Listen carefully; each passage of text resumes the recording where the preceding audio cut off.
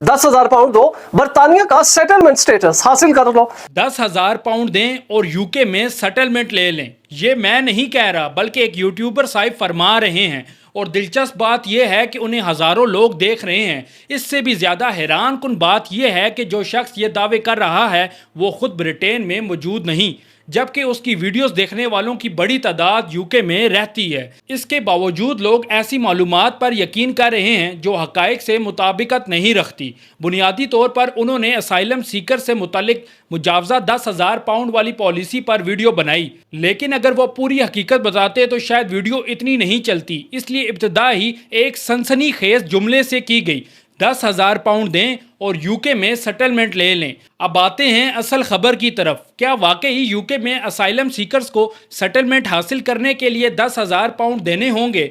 असल खबर यह है कि ये यूके की होम सेक्रेटरी की तरफ से इमिग्रेशन और असाइलम बिल के हवाले से पेश की गई एक तजवीज़ से मुतल्लिक बात है। इस नए कवानीन के मुताबिक होम सेक्रेटरी का कहना है कि जब किसी असाइलम सीकर को रेफ्यूजी स्टेटस मिल जाता है और वो यूके में अपनी ज़िंदगी शुरू करता है तो उसे मुल्क के लिए अपना हिस्सा भी डालना चाहिए। इसलिए हुकूमत ने यह तजवीज़ दी है जिन लोगों को रेफ्यूजी स्टेटस मिलने के बाद सेटलमेंट हासिल करना हो और जिन्होंने हुकूमत की अकोमोडेशन या दूसरी सपोर्ट से फ़ायदा उठाया हो, उनसे तकरीबन 10,000 पाउंड की रिकवरी की जा सकती है। मीडिया रिपोर्ट के मुताबिक इस तजवीज़ के पीछे सबसे बड़ी वजह असाइलम सिस्टम पर होने वाला भारी खर्चा है। सिर्फ पिछले साल हुकूमत ने असाइलम सीकर्स की रिहाइश, होटल्स, अकोमोडेशन और दूसरी सहूलियात पर तकरीबन 4 बिलियन पाउंड खर्च किए।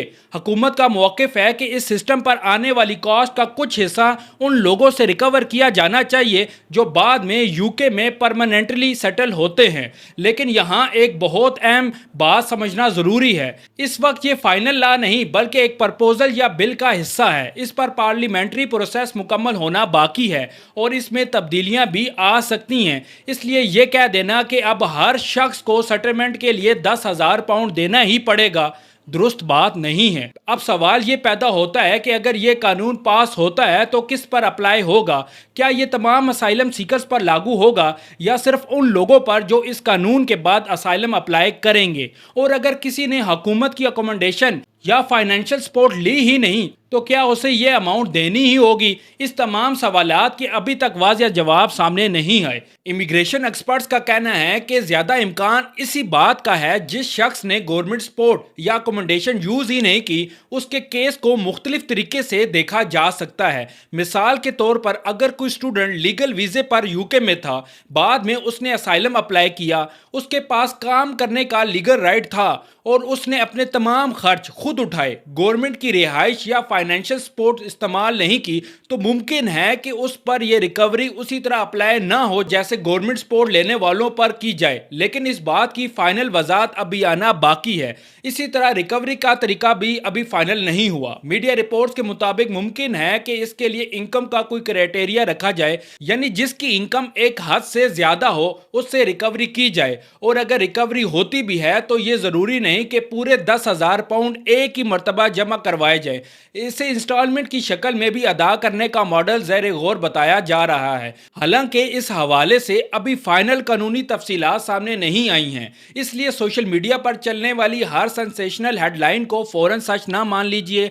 10,000 पाउंड दें और सेटलमेंट ले लें जैसी बात सुनने में ज़रूर बहुत बड़ी लगती है, लेकिन जो असल डॉक्यूमेंट्स और प्रपोजल देखे जाएं तो मालूम होता है कि मामला इतना सीधा नहीं जितना कुछ वीडियोस में दिखाया जा रहा है। अगर यह बिल पार्लियामेंट में पास होता है, इसमें कोई तब्दीली आती है या हुकूमत इस पॉलिसी के हवाले से मज़ीद तफसीलात जारी करती है तो हम आपको वो तमाम अपडेट्स तस्दीक शुदा मालूमात के साथ ज़रूर पहुँचाएंगे। इसलिए हमारे चैनल NN डिजिटल को फॉलो कर लें। शुक्रिया।